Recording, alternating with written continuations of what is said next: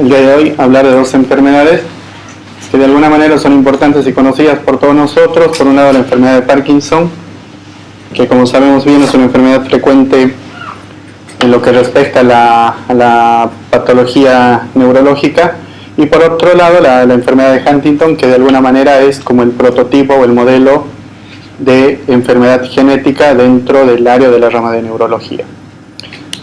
Bueno, como siempre voy a desarrollar todo el tema. Les pido que realicemos las preguntas al final, y como siempre también de inicio voy a empezar por algo muy básico, tratando de describir de una manera muy básica la enfermedad, para posteriormente ir adentrándome más en lo que nos respecta al curso, que es la parte genética de cada una de las enfermedades.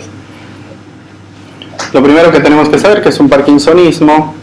Un parkinsonismo en realidad es un síndrome clínico que se caracteriza por la presencia de sintomatologías bien puntuales, como sea la presencia de un temblor que predominantemente es de reposo, bradicinesia o enlentecimiento a nivel de los movimientos, la presencia de rigidez, que generalmente es en rueda dentada o en tubo de plomo, y en algunos casos asociado todo este síndrome a trastornos del equilibrio de la postura en el paciente afectado. Se dice que un paciente es portador de un síndrome parkinsoniano, de un parkinsonismo, cuando va a tener dos de estas características que ahora les cité anteriormente. No se ve muy claramente, pero esta tabla básicamente muestra todas las enfermedades o patologías que pueden causar o producir un síndrome parkinsoniano. Como ven, son muchas, pero de alguna manera lo que quería rescatar de esta tabla era que lejos la más frecuente va a ser la enfermedad de Parkinson idiopática, que es causante de aproximadamente 70% de los cuadros de síndrome parkinsoniano, ¿sí? La enfermedad de Parkinson, hablando propiamente de esta patología, es una enfermedad cuyo diagnóstico es puramente clínico. Actualmente se utilizan los criterios diagnósticos propuestos por un grupo de trabajo, y que son los llamados criterios del Banco de Cerebro de Londres, que son los que vemos acá en esta tabla de la izquierda, y que de alguna manera permite al médico clínico o al neurólogo hacer un acercamiento, una evaluación sistemática de todo paciente con parkinsoniano, para poder determinar o no si puede o no tener una enfermedad de Parkinson como causante de su patología. Estos criterios tienen una certeza diagnóstica arriba de 85%, ¿sí?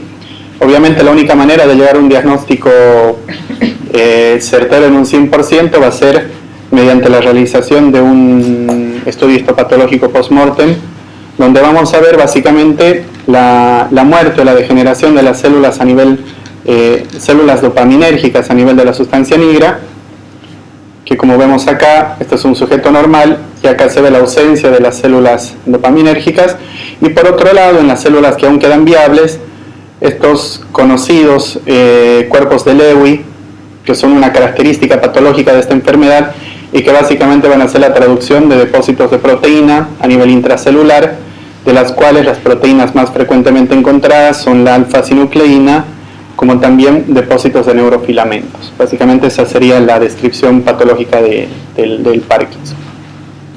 Una manera práctica de poder enfocar o abordar a un paciente con un cuadro parkinsoniano es de acuerdo al tiempo de presentación de la enfermedad. Se lo puede dividir en el paciente que empieza antes de los 20 años, como una enfermedad de Parkinson de inicio juvenil,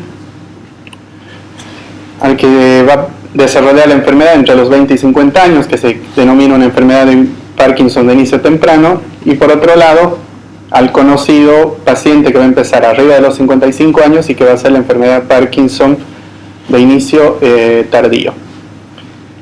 Esta es la segunda enfermedad más frecuente, enfermedad neurodegenerativa más frecuente después del Alzheimer.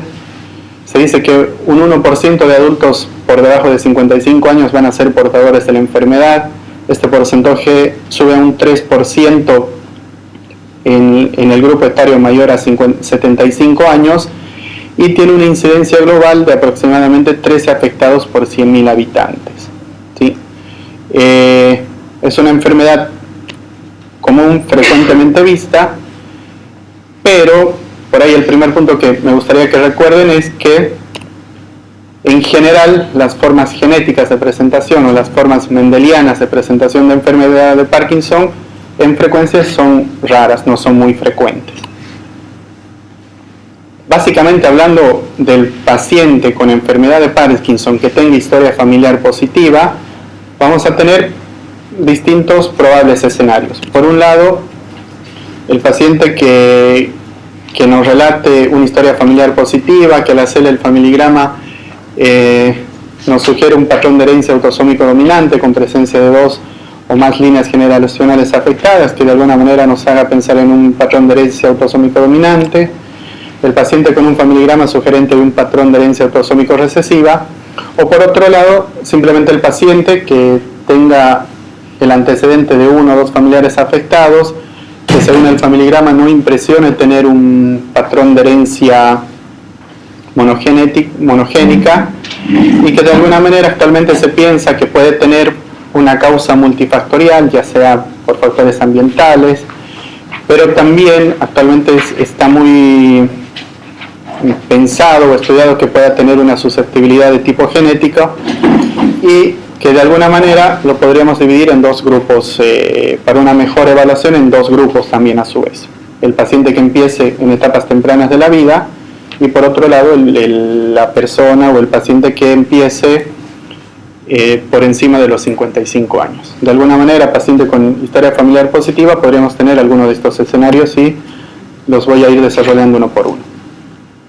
Esta tabla es la que muestra todos los probables genes y locus asociados a una forma genética de presentación en el Parkinson.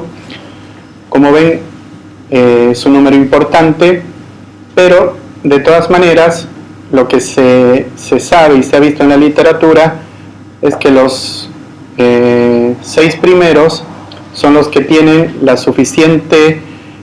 suficiente peso en evidencia para poder relacionarlos a una forma genética de presentación.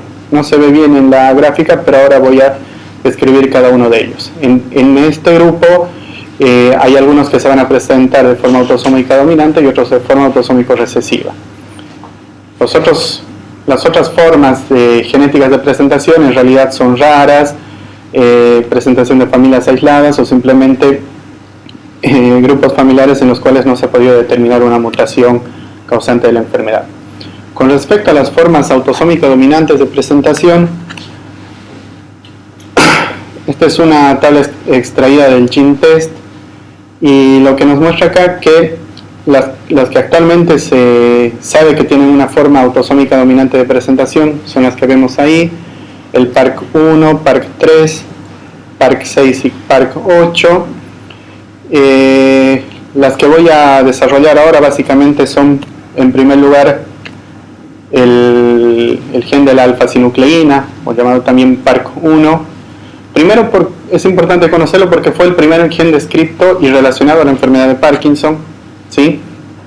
A raíz de este trabajo, publicado por una serie de autores, los cuales encontraron el año 97 en una familia descendiente de Italia, de un pueblo de Italia, una forma parkinsoniana con patrón autosómico dominante, y en la cual pudieron determinar una mutación genética en la cual había un cambio aminoacídico de una alanina por una tirosina, y que de alguna manera se constituyó en un hito importante en la historia de la genética porque fue el primer gen descrito para la enfermedad relacionado a la enfermedad de Parkinson, ¿sí? Esta es la gráfica de la proteína mutada de la alfa-sinucleína. Como vemos acá, no es importante saber los nombres, pero básicamente lo que vemos acá son las mutaciones descritas hasta la fecha. Actualmente hay descritas 3 mutaciones puntuales. Sin embargo, también se ha visto que puede haber duplicaciones o triplicaciones como causantes de la enfermedad, y y la forma clínica de presentación va a variar de acuerdo a la mutación genética que presenta el paciente, ¿sí? Puede ir desde un cuadro parkinsoniano de inicio tardío, respondedor a la levodopa. En otros casos puede ir asociado a demencia, y hay una forma de mutación en la cual va a presentar un cuadro similar o parecido a una degeneración por cuerpos de Lewy. En general, y lo que dicen las guías europeas es que el gen de la alfa-sinucleinina es raro en presentación y solo se debe considerar la búsqueda o la mutación o la determinación de la mutación genética en casos o en familias en las cuales tengamos una alta sospecha, ya sea por una descendencia, zona afectada y demás de la mutación. En general es rara, es una mutación rara en frecuencia. El ARK2 o el LRRK2 es un gen que se ha localizado en el locus PARK8, es la denominada forma PARK8 de enfermedad de Parkinson. Tiene un patrón de herencia autosómico dominante y es importante de conocerla porque va a ser frecuente en determinados grupos poblacionales, ¿sí? Este es el primer paper en el cual en esta familia, una familia de descendencia japonesa, se logra determinar mediante estudios de ligamiento la alteración o el trastorno genético a nivel del cromosoma 12. 2 años después se logra determinar la mutación puntual o causante de la enfermedad. Es un estudio realizado en seis familias, las cuales la mayoría eran descendientes españolas, de descendencia vasca, y que a raíz de esto, derivada de una palabra vasca, de la palabra dárdara, se le da el nombre a la proteína afectada como dardarina. Es lo que actualmente conocemos como el gen LRRK2 causante de la mutación a nivel de la proteína dardarina, ¿sí? En esta gráfica lo que vemos es el gen por este lado, por debajo la dardarina, la proteína que va a ser codificada por el gen. En color rojo, como vemos acá, son las mutaciones puntuales encontradas hasta la fecha causantes de esta forma de Parkinson, y saber que de estas la más frecuente es la que vemos acá, no se ve bien el número, pero es la G2019S, la sustitución de una guanina por una serina. Es la mutación más frecuente en este grupo, en esta forma de presentación de Parkinson. Básicamente lo que da es un cuadro parkinsoniano típico de inicio tardío, respondedor a la levodopa, y como vemos en este trabajo publicado en la revista Lancet, en general esta mutación se encontró en 7% de pacientes con enfermedad de Parkinson autosómico dominante, un porcentaje relativamente bajo o no muy elevado. También se hizo otro estudio, también publicado en la revista Lancet, en el mismo número, en la cual se evaluó casi 500 pacientes con enfermedad de Parkinson esporádica, sin historia familiar, y se determinó que de todos los pacientes estudiados, aproximadamente un 1% llegaban a tener la mutación, esta mutación, ¿sí? O sea, por un lado, 7% en una historia familiar positiva y un 1% en pacientes con una enfermedad de Parkinson esporádica. Sin embargo, otra cosa para recordar es que se ha visto que puede ser más frecuente en determinados grupos poblacionales. Y un ejemplo es este trabajo publicado en la revista New England el año 2006, en la cual los autores encuentran que la mutación es muy frecuente en una población árabe descendiente del norte africano, en la cual se encontraba en 37% de familias que tenían un patrón de herencia autosómico dominante, ¿sí? Y sorpresivamente en un 41% de un grupo de pacientes con Parkinson sin historia familiar. concluyendo de que esta mutación es muy frecuente en ese grupo poblacional. Otro ejemplo para tomar en cuenta y también muy conocido en lo que respecta a la genética del Parkinson es este estudio también publicado en la New England, también publicado en el mismo número, ese mismo año, de otro grupo de autores que encuentran que en 30% de pacientes con enfermedad de Parkinson e historia familiar autosómico dominante que correspondían a una población judía askenazí presentaban la mutación, y un 13% de un grupo de pacientes judíos askenazí sin historia familiar también llegaban a presentar la mutación, lo que nos traduce, lo que nos muestra que el riesgo de tener esta mutación en este grupo poblacional era casi 20 veces mayor al riesgo encontrado determinado en la población en general, ¿sí? Y con lo que se concluye y con lo que dicen las guías actualmente es que esta mutación se debe pensar o se debe considerar en caso de familias en los cuales tengan una descendencia o vengan de una población susceptiblemente prevalente para la mutación, como es el caso de judíos askenazí. Con respecto a la enfermedad de Parkinson autosómico recesiva, hay tres genes descritos importantes. Por un lado, el gen de la parquina, que es el primero que vemos acá en la lista, y posteriormente el gen codificador de la enzima PINK1, y por otro lado el de la proteína DJ1.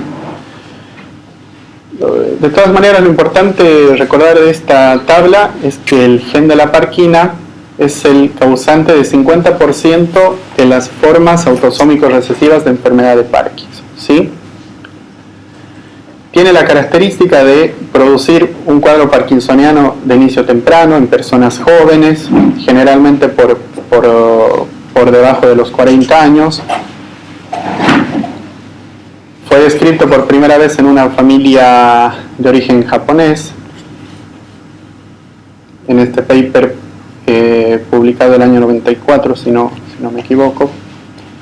Y una característica puntual también para recordarla es que en los estudios histopatológicos realizados en pacientes post-mortem, la característica es que no se encuentran o se encuentran escasamente estos característicos cuerpos de Lewy. Entonces, resumiendo, es una forma autosómico recesiva que causa un parkinsonismo temprano y cuya característica anatomopatológica es la ausencia de cuerpos de Lewy, a diferencia de la enfermedad de Parkinson idiopática que comúnmente conocemos. Esta es la cantidad de mutaciones encontradas y descritas a la fecha causantes de la mutación a nivel de este gen. Y como les decía, básicamente va a dar un cuadro de un parkinsonismo de inicio temprano, poco respondedor a la levodopa y generalmente asociado a distonía, signos de liberación piramidal entre los síntomas más importantes o predominantes. El hecho de tener estas características puntuales de alguna manera ha llevado a algunos autores, como ven en este trabajo publicado hace un mes aproximadamente en el Archives of Neurology, a darse el valor de querer nombrarla como una entidad clínico-patológica distinta, darle el nombre de enfermedad de Parkina. ¿Sí? Es importante tomarla en cuenta porque, como les decía, es causante del 50% de formas autosómicos recesivas de enfermedad de Parkinson. Las otras dos formas autosómicos recesivas simplemente las voy a nombrar porque en general son poco frecuentes, no son raras en presentación y simplemente saber que existen. Por un lado, la mutación en la proteína PINK1 y por otro lado el DJ1, que generalmente también van a tener la característica de causar un parkinsonismo de inicio temprano, un parkinsonismo juvenil. ¿Qué hacemos si tenemos un paciente con enfermedad de Parkinson sin historia familiar, pero que de alguna manera empezó de una manera muy temprana, por debajo de 40 años? Según este estudio de la New England, lo que vemos acá es que el gen de la parquina se encontró en aproximadamente 18% de todos los pacientes evaluados en este estudio. El grupo de estudio fue en pacientes por debajo de 40 años. Eso quiere decir que en todo paciente por debajo de 40 años tenemos un 18-20% de probabilidad que tenga una mutación en el gen de la parquina.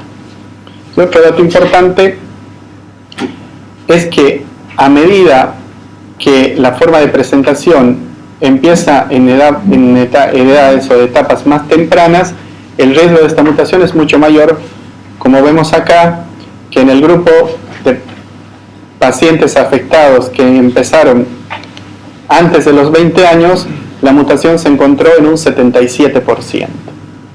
¿Sí? Otro gen o otra forma de Parkinson genético para tomar en cuenta es el PINK1, que en algunas series, como vemos acá, por ejemplo en esta serie de 5 pacientes de inicio temprano, en 3 tenían la mutación del gen productor de la PINK1 y 2 pacientes eran portadores del gen de la parquina. ¿Sí? O sea que con todo esto, y como recomiendan las guías, es que en todo paciente en el cual tenga un patrón de segregación autosómico recesivo o en el paciente sin historia familiar de inicio temprano por debajo de 35 años, se debería realizar en primer término una mutación en el gen de la parquina y posteriormente considerar el PINK1 en primer lugar y posteriormente DJ1 como una tercera opción. ¿Y qué pasa en las personas de inicio tardío, que es la forma más común de presentación? Como bien sabemos, en general la enfermedad de Parkinson confiere a cada persona un riesgo de padecerla a lo largo de toda la vida en un 2% como máximo, 1 a 2%. Hay estudios en familias que han determinado que el hecho de tener un familiar de primer grado afectado con una enfermedad de Parkinson te aumenta el riesgo de desarrollar la enfermedad a lo largo de la vida hasta un 9% aproximadamente, ¿sí? Con respecto al paciente que no va a tener historia familiar positiva. O sea que con todo esto podríamos armar un algoritmo de diagnóstico en el cual podríamos decir que si yo estoy frente a un paciente que consulta por un cuadro, por una enfermedad de Parkinson y me relata o me cuenta que tiene una historia familiar positiva, lo primero que le debo hacer es un familigrama completo para poder ver si tiene un patrón monogénico de presentación. En caso de tener una forma de presentación autosómico dominante, en el primer gen que pensaré es en el LARC2, tomando en cuenta o recordando que en la población en general se halla presente como mutación en aproximadamente un 7% de los casos de enfermedad de Parkinson autosómico dominante, pero que en determinadas poblaciones, como ser judíos askenazis, este porcentaje sube de un 7% incluso a un 30% o un poco más. Y en caso de tener un estudio genético negativo para esta mutación, como formas más raras de presentación, pensaré en el PARC1, PARC3 o PARC5, que como les comentaba son formas aisladas o simplemente descritas en determinadas familias. Si por el contrario tengo un paciente con una historia familiar sugerente de un patrón autosómico recesivo, en primera instancia pensaré en el gen de la parquina, tomando en cuenta que es causante del 50% de estas formas de presentación, y en caso de tener negativo se podrían pensar como formas más raras de causantes de la enfermedad al PINK1 o DJ1.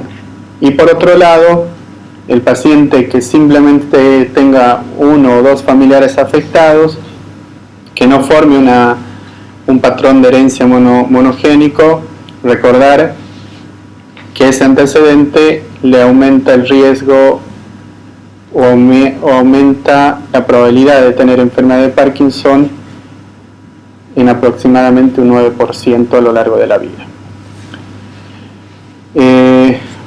Esta es una gráfica que nos muestra las vías fisiopatológicas implicadas en la enfermedad de Parkinson. No voy a entrar mucho en detalle, pero básicamente, si bien la forma genética del Parkinson es rara en su presentación, lo que ha contribuido mucho al estudio de la enfermedad actualmente es que ha permitido poder determinar las vías fisiopatológicas implicadas en la enfermedad y de alguna manera dar opciones para poder desarrollar blancos o estrategias terapéuticas para poder arribar o llegar a un tratamiento más específico de la enfermedad y no solo sintomático como se viene realizando ahora. Básicamente hay dos vías implicadas a la fecha.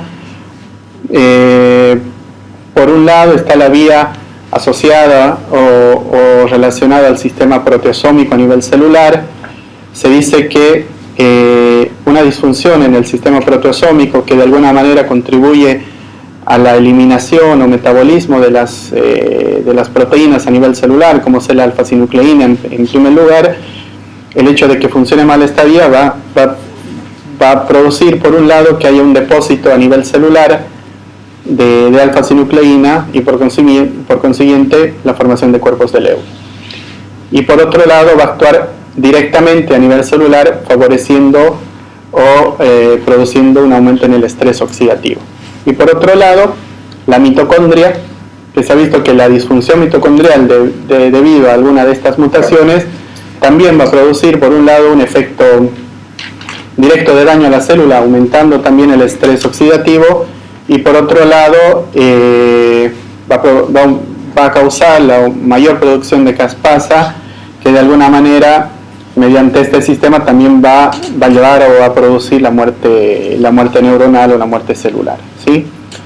Gracias a esto se está realizando mucha investigación en la enfermedad, porque de alguna manera se piensa que la enfermedad de Parkinson idiopática que no tenga un trasfondo genético también tiene las mismas vías fisiopatológicas afectadas, y que de alguna manera el poder encontrar una forma de frenar esta muerte celular y aumento de producción de proteínas y consiguientemente cuerpos de Lewy podría causar más a futuro alguna forma de frenar la enfermedad.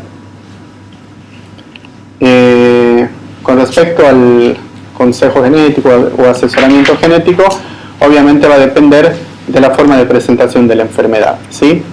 En los casos esporádicos, saber que en un 1 a 2% cada persona va a tener el riesgo de desarrollar la enfermedad, esto lo dije anteriormente, y el hecho de tener un familiar afectado va a aumentar el riesgo en aproximadamente un 7 a 9% en la persona afectada. La enfermedad de Parkinson autosómica dominante, con esto ya sabemos, un hermano, en caso de que el padre sea afectado, va a tener un 50% de riesgo de desarrollar la enfermedad, y por otro lado, la descendencia, los hijos de la persona afectada, cada uno tendrá un riesgo individual de un 50% de desarrollar la enfermedad. Y con respecto a la enfermedad autosómico recesiva,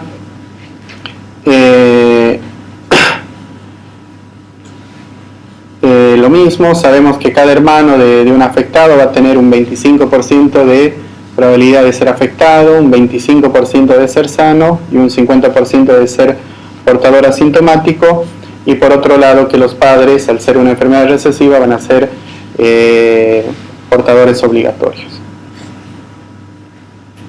Y cada hijo del afectado necesariamente va a ser un portador obligatorio de la enfermedad, ¿sí? Resumiendo, formas autosómico dominantes, el ARC2 el más frecuente, aproximadamente 6 a 7% en general, el porcentaje sube arriba del 30% en determinadas poblaciones. Lo mismo ocurre en las formas esporádicas de presentación. Con respecto a las formas autosómicas recesivas, el gen de la parquina el más frecuente, 50% de los casos. Pacientes con historia familiar positiva, el riesgo sube a un 9% al tener un familiar afectado. Y enfermedad esporádica por debajo de 45 años, el gen más frecuentemente encontrado, casi en un 20%, es el gen de la Parkinson. Bueno, eso hablando de enfermedad de Parkinson. Ahora voy a pasar rápidamente y voy a abordar de una manera rápida también a la enfermedad de Huntington y enfermedades de Huntington-like. Tengo que empezar hablando primero a qué nos referimos o a qué hablamos como corea, porque como vamos a ver más adelante va a ser el síntoma, uno de los síntomas cardinales de la enfermedad de Huntington. La corea básicamente va a ser un trastorno del movimiento que proviene de una voz griega, la cual literalmente significaría danza, y que se caracteriza por trastornos de movimiento caracterizados porque el paciente, como vemos en el video, presenta movimientos involuntarios, irregulares, arrítmicos y no estereotipados en determinadas partes del cuerpo, ya sea cara, tronco, extremidades superiores, inferiores, etc. ¿Sí? Este es el típico paciente que va a presentar o que va a manifestar una corea. ¿Sí? Este es un trabajo que realizamos acá en el hospital, y como vemos acá, las causas de corea son múltiples, son muchas, ya sea tóxicas, infecciosas, metabólicas, tiroides, etc. Pero de todas maneras, lo importante de esta gráfica es que casi la mitad de los casos se deben a una enfermedad de Parkinson, enfermedad de Huntington, en este caso 48%, y por otro lado que un porcentaje importante, más o menos un 32% de todas las causas de corea, no se logra arribar a un diagnóstico etiológico. ¿Sí? Hablando básicamente de la enfermedad de Huntington, es una enfermedad neurodegenerativa, progresiva, con un patrón de herencia autosómico dominante, que se produce por la expansión anormal en el gen de la huntingtina, por la presencia de expansión, aumento de número de repeticiones en el triplete CAG a nivel de este gen. Tiene una edad de inicio aproximada entre 30 y 50 años, sin embargo hay casos descritos tanto de inicio en infancia como también en etapas tardías de la vida, incluso arriba de los 80 años, y tiene una alta morbimortalidad porque al momento de diagnosticar el paciente se supone que cada persona afectada va a tener aproximadamente entre 15 a 20 años de sobrevida. ¿Sí? Se constituye en la causa hereditaria más frecuente de corea, que como vamos a ver más adelante, es la causante de más del 90% de los casos de corea hereditaria.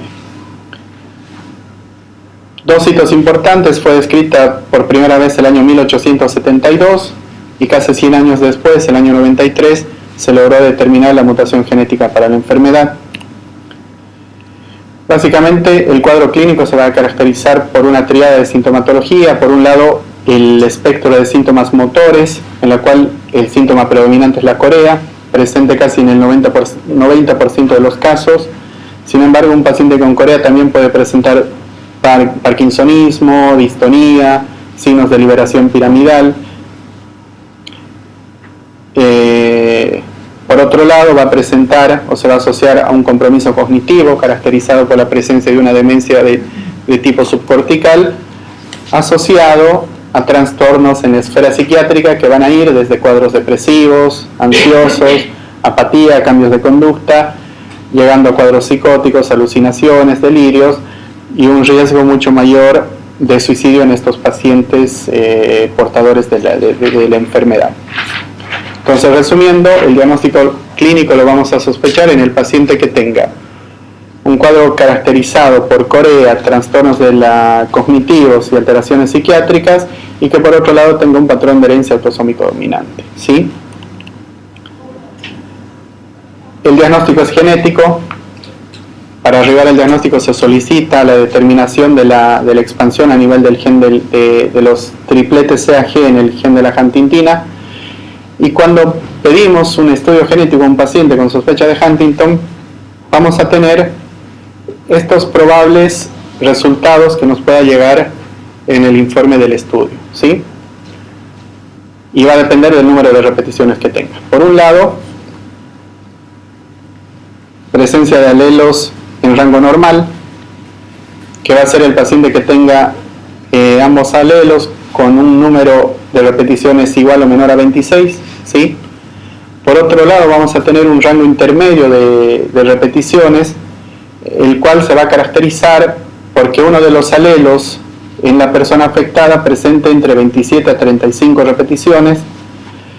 Este rango en realidad no se considera como enfermedad de Parkinson, pero sí se considera en un rango intermedio cuya característica es una inestabilidad cromosómica, y lo que condiciona es una posibilidad, una probabilidad importante de que el afectado pueda transmitir a las generaciones siguientes un alelo con número de expansiones mayores y por consiguiente desarrolla la enfermedad.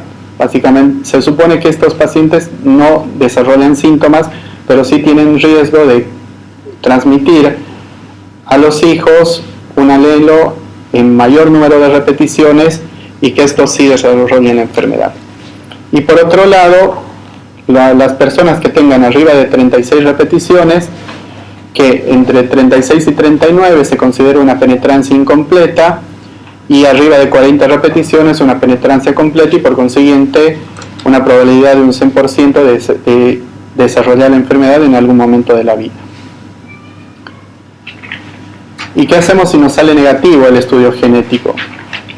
Acá ponía la pregunta de que si todas las coreas de causa hereditaria van a ser enfermedad de Huntington, y probablemente la respuesta sea que no todas, pero sí la gran parte o la mayoría, porque como vemos en este paper,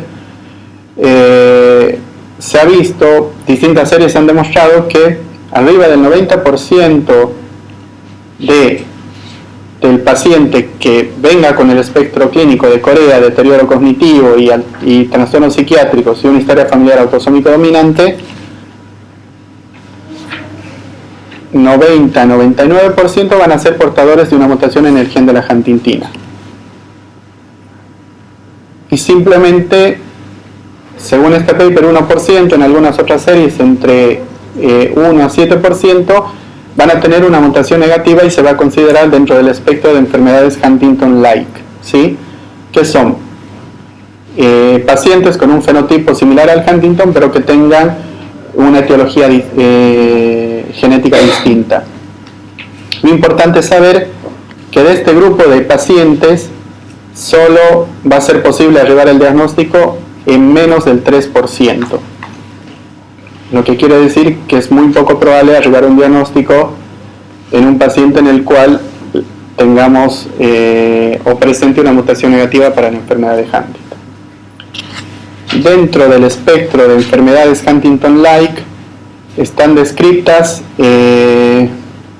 una lista más o menos importante.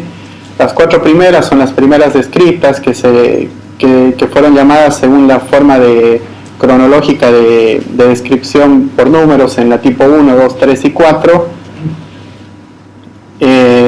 La tipo 1, simplemente para saber, como le digo, son formas raras de presentación. La tipo 1 es una enfermedad priónica, ¿sí? Es un paciente que tenga un fenotipo similar al Huntington, que en las familias descritas se ha encontrado una mutación en el gen de la proteína priónica, y que en frecuencia van a ser poco probables de presentarse. Simplemente son casos aislados, casos descritos aislados. Saber que es una forma de enfermedad priónica, ¿sí? La tipo 2,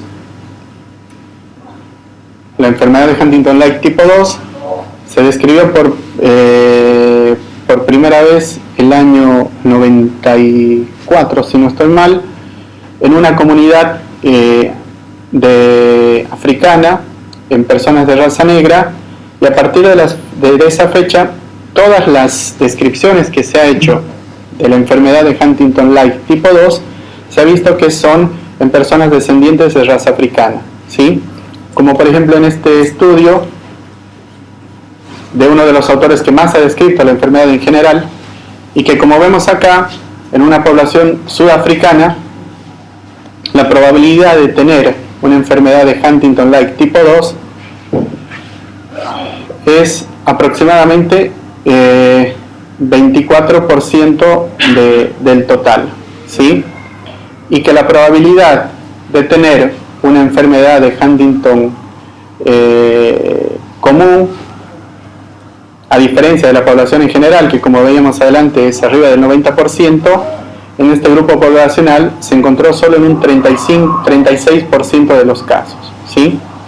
Lo que concluye en su trabajo este autor que la enfermedad de Huntington-like es una forma de presentación en descendientes de raza africana. En Latinoamérica hay un solo paper descrito, es de un autor brasilero, donde describe 4 pacientes con diagnóstico molecular confirmado y que los 4 tenían también de alguna manera una descendencia africana, ¿sí? O sea, es una patología que afecta a la raza negra.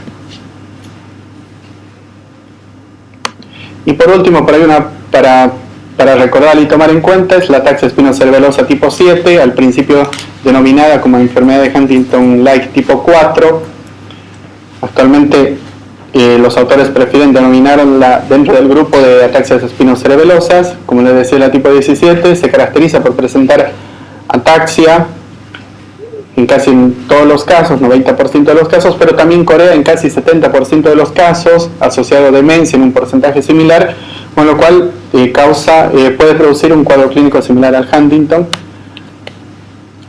De todas las formas, de todos los fenotipos de Huntington a los cuales se pudo arribar al diagnóstico, es la más frecuente en presentación, es a la que mayor número de casos se ha arribado al diagnóstico, y que de alguna manera hace pensar que de todas las formas Huntington-like es la más frecuente, ¿sí? Y por otro lado, las ataxias espinocerebelosas, que también se podrían presentar con un cuadro sugerente de Corea, como ser la tipo 1, la tipo 2, la tipo 3, ¿sí? También hay formas recesivas, solo las voy a nombrar. Aquí entra la enfermedad de Wilson, la neurocantocitosis, que obviamente va a depender del cuadro clínico que tenga el paciente.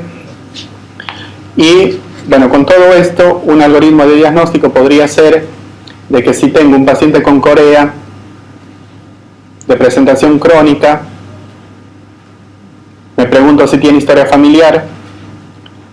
Si no tuviera historia familiar, el abordaje correcto sería hacerle estudios clínicos para determinar otras causas, tóxicos, acantocitosis, tiroides y demás, y conjuntamente también pedirle un estudio genético para Huntington, ¿sí?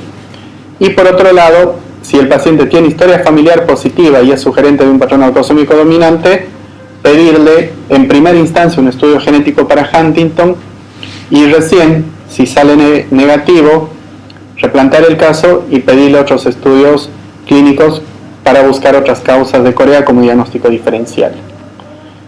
Y si el estudio molecular para Huntington me sale negativo, un algoritmo que se podría utilizar sería, por cuestión de frecuencia, pedirle en primera instancia una mutación para la ataxia espinocerebelosa tipo 17 y en caso de salir negativo, de acuerdo al cuadro clínico, pensar en algún probable diagnóstico diferencial de estas formas raras de presentación que les comentaba. Como por ejemplo, si es descendiente de raza africana, pedirle sospechar en una Huntington-like tipo 2, si tiene depósitos a nivel de la resonancia, pensar en una neuroferritinopatía, etcétera, de acuerdo a la forma de presentación que tenga, ¿sí?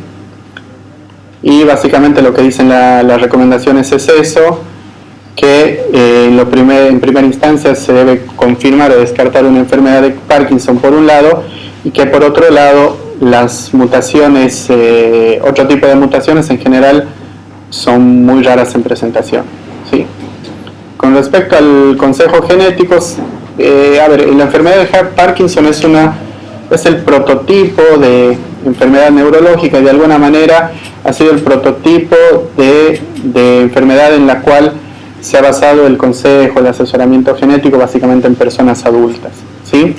Como bien sabemos, el asesoramiento genético nos permite, por un lado, proveer información al paciente, ya sea al afectado o a la persona en riesgo de desarrollar la enfermedad que viene a consultar con nosotros, y que tiene una importancia esencial porque de alguna manera no solo va a afectar el resultado o la información que le demos, no solo va a afectar al paciente, sino también a toda una familia que esté por detrás y probablemente a múltiples generaciones que estén por debajo de él, ya que un resultado de un estudio molecular afecta a una familia y no a un paciente individual, como podría ser en otro tipo de patologías, ¿sí?